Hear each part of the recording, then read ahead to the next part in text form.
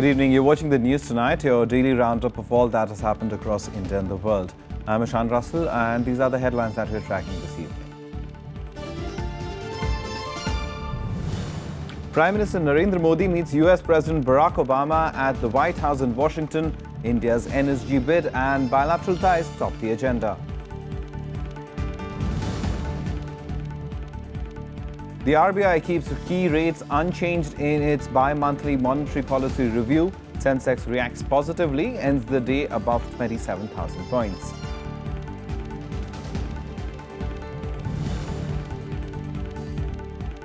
Southwest monsoon delayed to hit Kerala on the 9th of June. Met Department says it will progress further soon after that.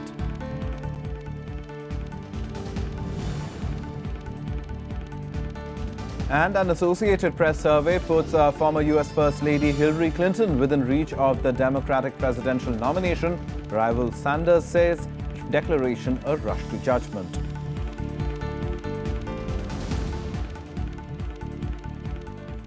Our top story this evening, Prime Minister Narendra Modi is in the United States on the fourth and penultimate leg of his five-nation tour. A meeting with President Obama is one of the highlights of this visit. Prime Minister Modi arrived at the White House for the meeting a short while ago. The scheduled 2-hour-long meeting also includes a working lunch that will be attended by the Vice President Joe Biden. PM Modi is one of the few world leaders that President Obama has invited to the White House during his last few months in office.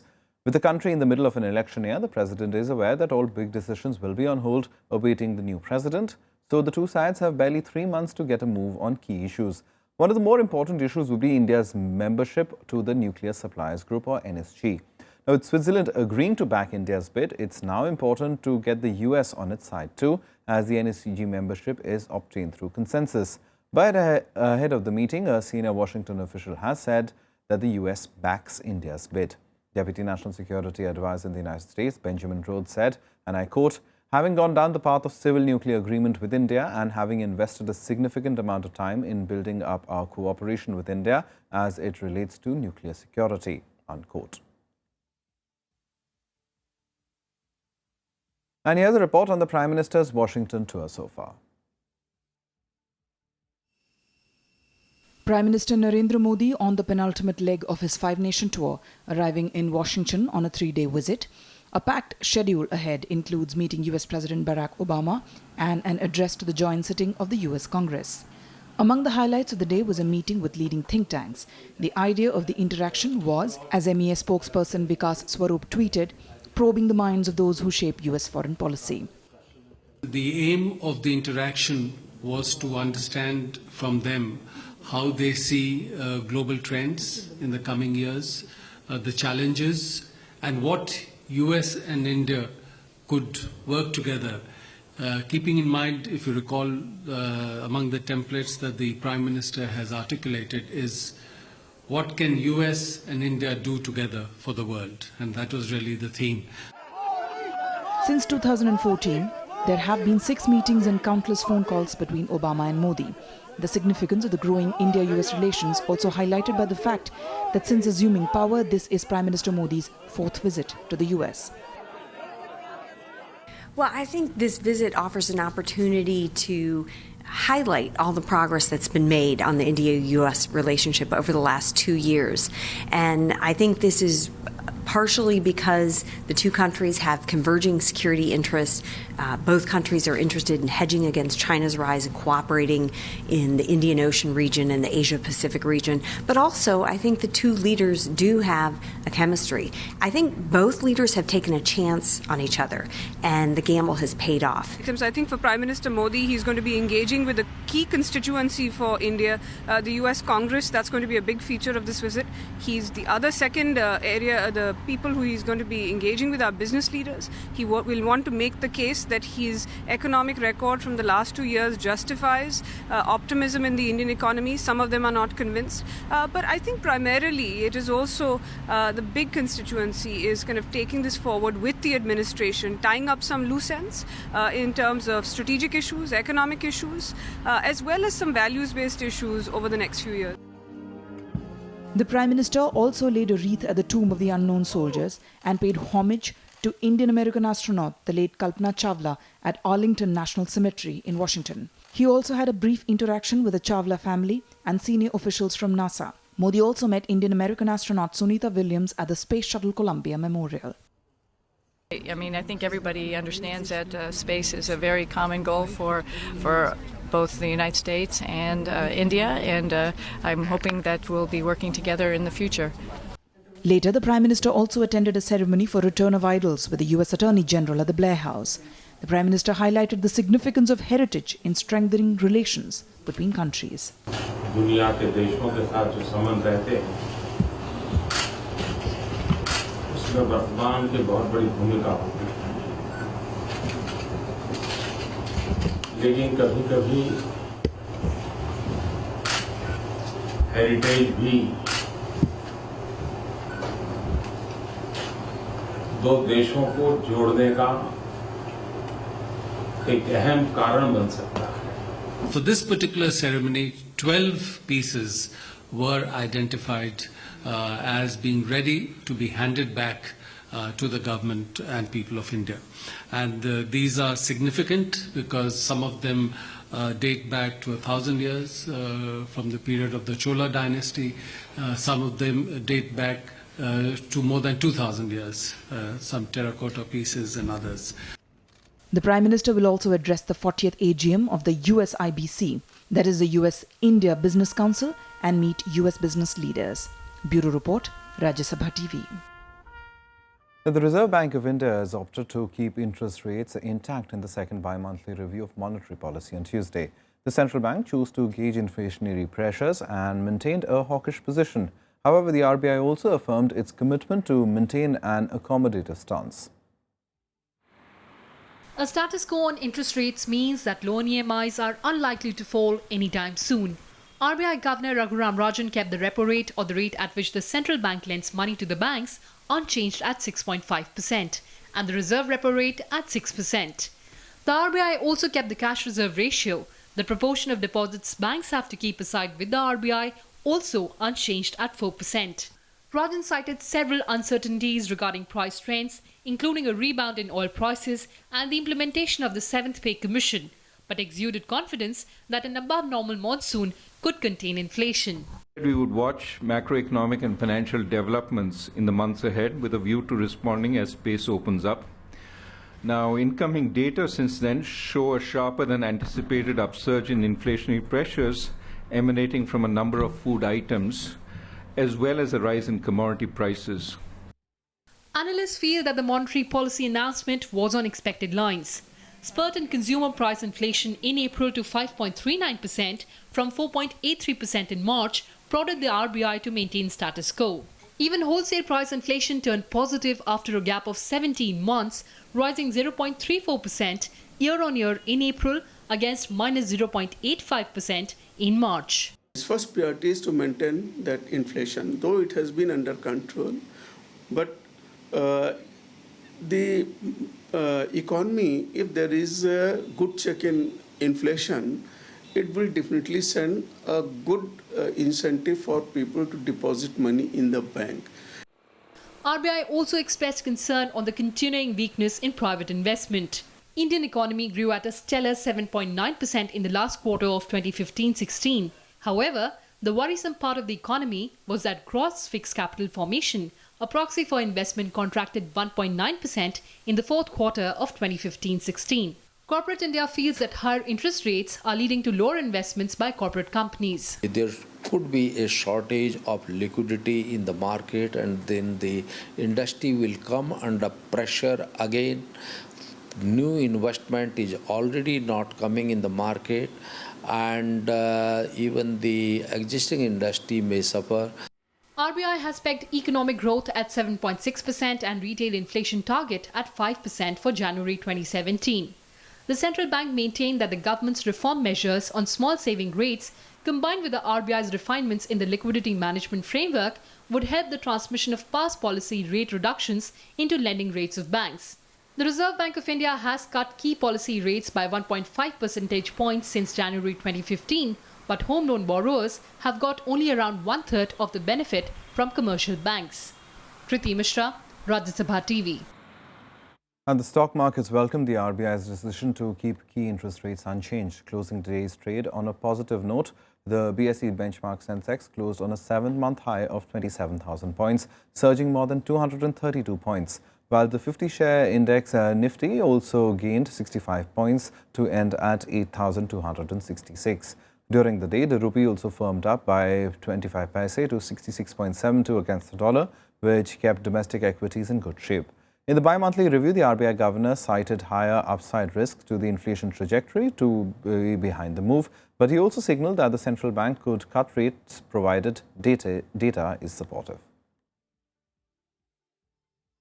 Now, the Uttar Pradesh government today ordered a judicial probe into last week's Mathura violence that left 29 people, including 2 policemen, dead. Earlier in the day, the Supreme Court had refused to order a CBI probe into the violence. The apex court had said it is not inclined to pass any order without any evidence that suggests that there was a lapse on part of the state investigating agency. It asked the petitioner to approach the Allahabad High Court for a remedy. The bench also asked the petitioner to withdraw the petition. The incident took place on the 2nd of June when the UP police stormed into Jawar Bagh to remove squatters who were illegally occupying the government land for the past 2 years. I argued that their evidence is being destroyed and there is total nexus between this gang and the UP government.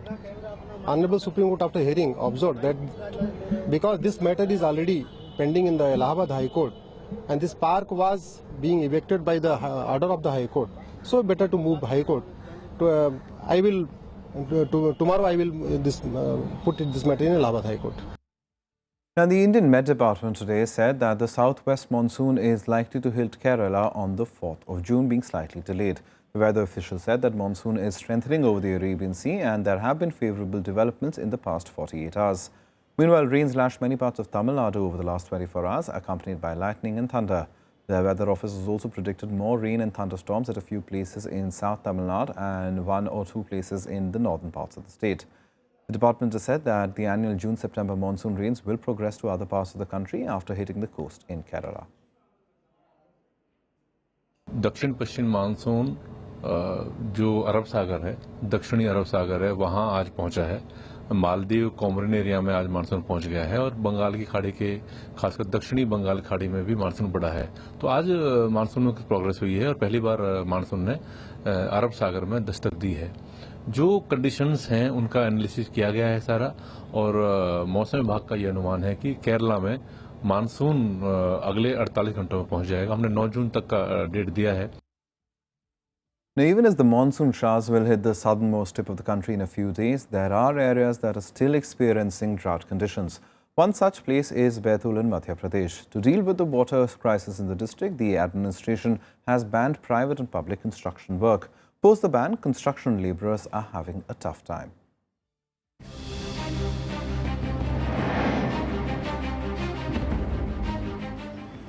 The administration in Baitul has ordered a halt on all construction work in the district due to the water crisis. This means for hundreds of workers engaged in the construction field that there won't be food to cook at home. Monsoon आने में विलंब हो रहा है। इसको ध्यान में रखते हुए 25 जून तक सभी प्रकार के निर्माण कार्य, चाहे उसमें शासकीय हो या निजी हो, उनको रोक लगा दी गई है, क्योंकि इनमें जल की भारी मात्रा लगती है और जल निर्माण कार्य से अधिक पेयजल के लिए संरक्षण ज्यादा जरूरी है। According to an estimate, more than 3,000 workers come to Baitul in search of work at various construction projects every day. But with the latest administration order, they are finding it difficult to make ends meet. आप ठेकेदार हो ना यहाँ पर?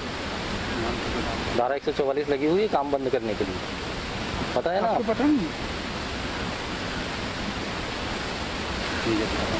Residents here blame the municipality's lack of ability in water management. हम लोगों को इतनी दिक्कत हो रही है 2 महीने से कि इधर उधर से हम लोग पानी ला रहे हैं।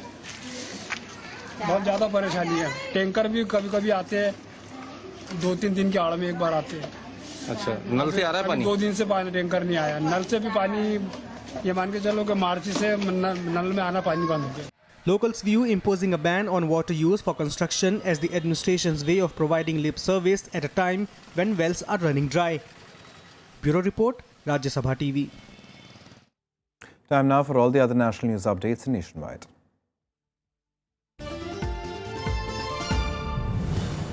Former Goa Chief Minister Ravi Naik today called for a ban on Nigerians from entering the state. He also demanded that Nigerian students staying illegally and indulging in illegal activities in Goa must be screened for documents and deported immediately. Naik also alleged that Nigerians have been causing problems in Goa as well as other metros.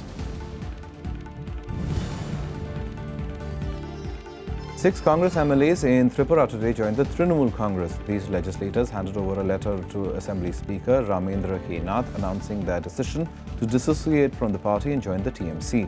With this move, the Trinamool now becomes the main opposition party for the Manik Sarkar-led left-front government in the state.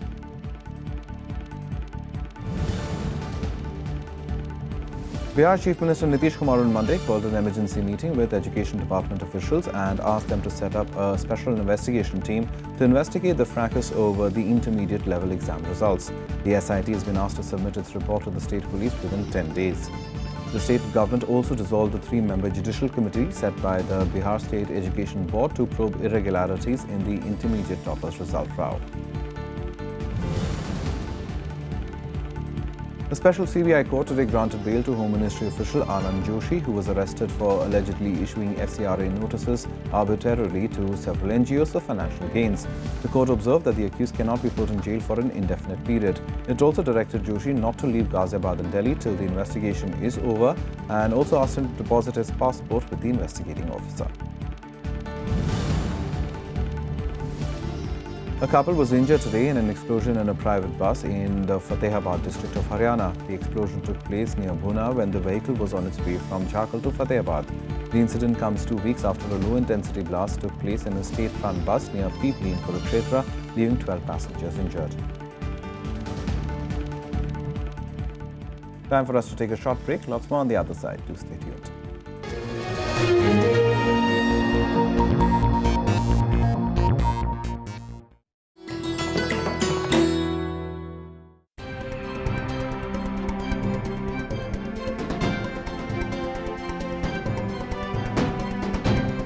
Life after death was a cardinal belief in the Harappan civilization. Reflecting this is the skeleton of a middle-aged woman with gold bangles. Excavated from Rakhigadi in Haryana, it's an example of the burial practices in those times. Much like the Egyptian mummies, vessels, eatables, ornaments were kept near the dead body, in the hope that they would be of use to the person in the next world.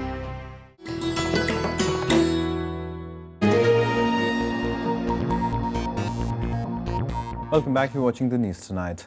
Now, some foreign news, and Hillary Clinton has reached the number of delegates needed to clinch the Democratic presidential nomination. This, according to a survey conducted by the Associated Press. However, Clinton's rival Bernie Sanders' camp has criticized the declaration, calling it a rush to judgment. Democrats begin voting for California and 5 other states on Tuesday, while the party convention to choose the final candidate will be held in July. 96 years after women won the right to vote in the United States, Hillary Clinton is on the brink of history of becoming the first woman presidential nominee for a major U.S. political party. Associated Press on Monday declared that Clinton has clinched the Democratic nomination after reaching the required number of delegates. According to the AP count, the former Secretary of State has secured 1,812 pledged delegates and 571 superdelegates for a total of 2,383 delegates, the number required for the nomination. According to the news, we are on the brink of a historic, unprecedented moment. But we still have work to do, don't we? We have 6 elections, and we're going to fight hard for every single vote, especially right here in California.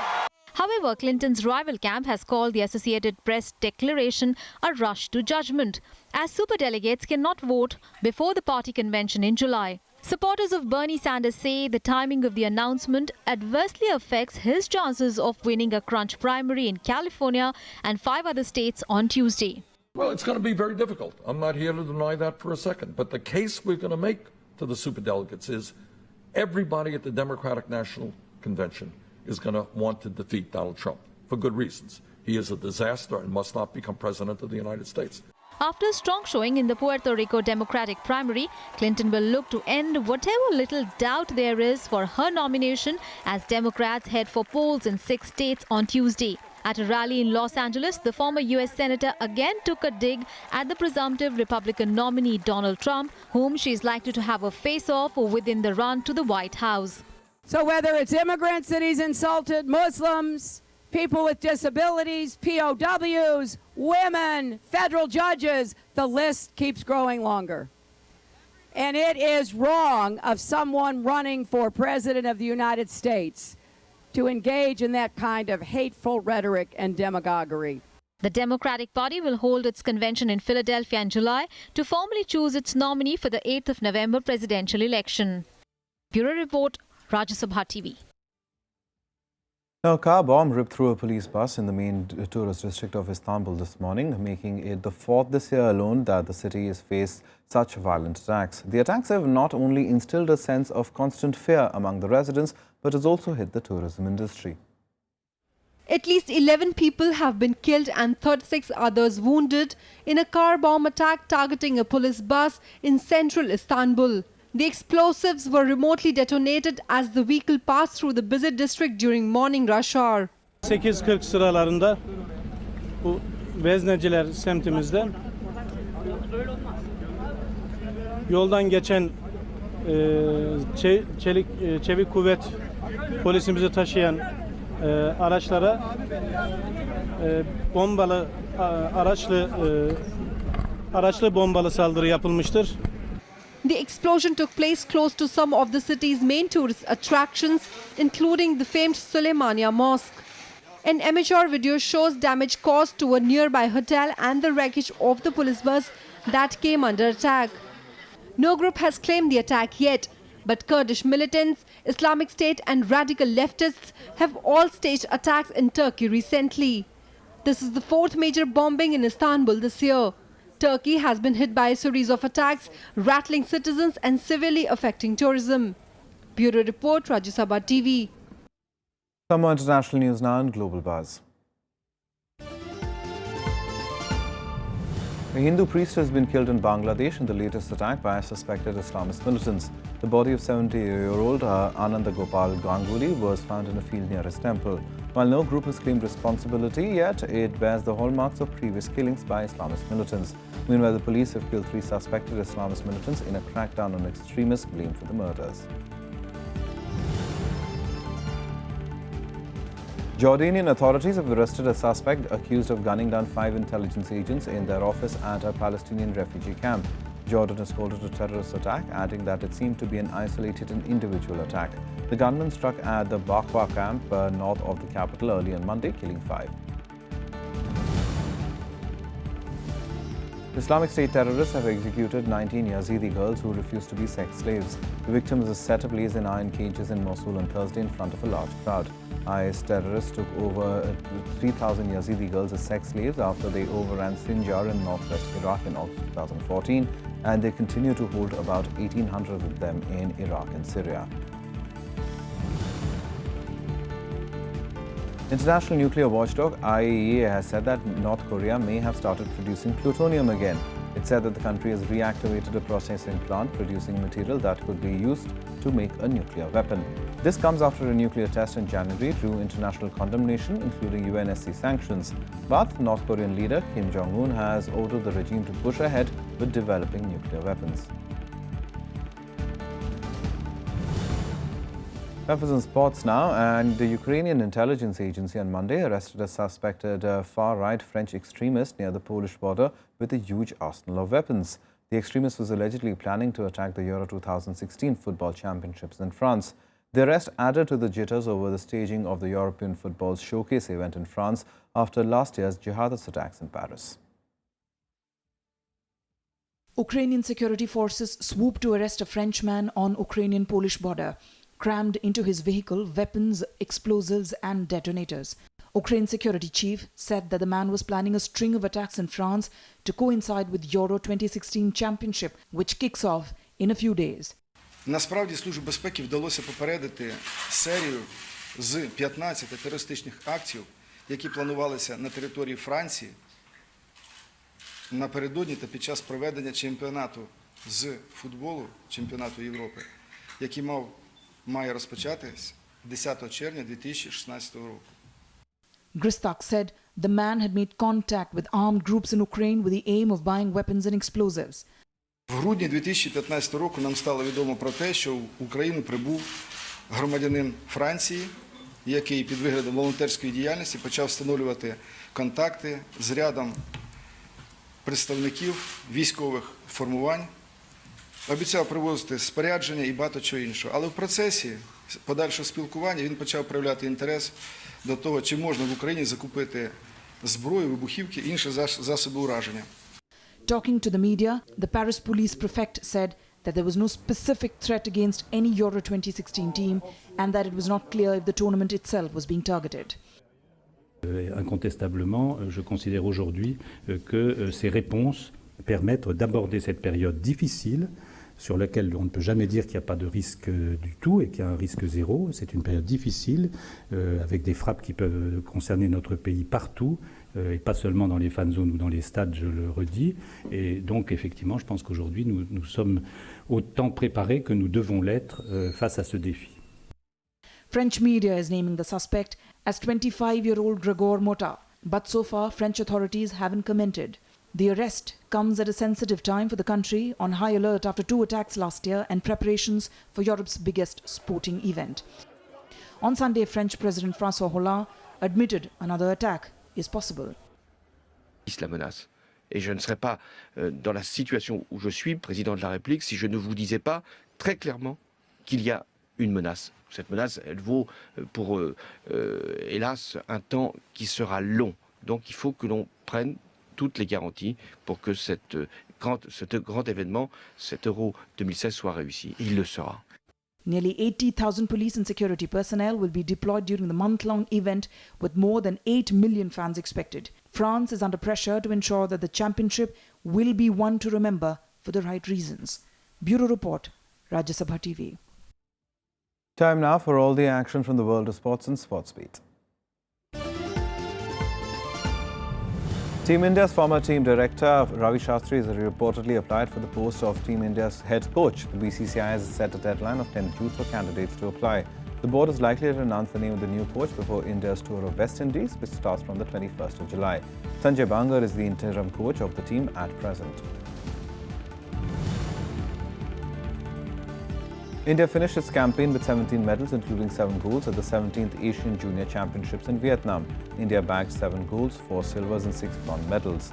While Japan topped the table with 14 gold medals, followed by China with 11, India seemed to have saved their best effort for the last day when they bagged 7 medals, which included 3 golds, 3 silvers and 2 bronze. The International Weightlifting Federation today disclosed that they have detected 10 suspect doping cases involving weightlifters from the Beijing Olympics and another 10 cases from London 2012. While retesting of samples, weightlifting's ruling body said it had been informed of the findings by the International Olympic Committee, which has unearthed more than 50 new doping cases after reanalysis.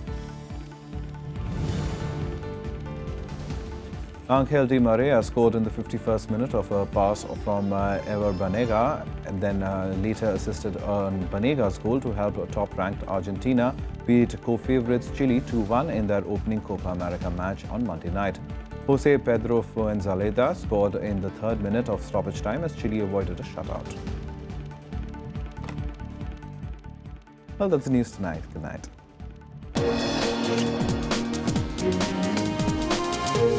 Thank you.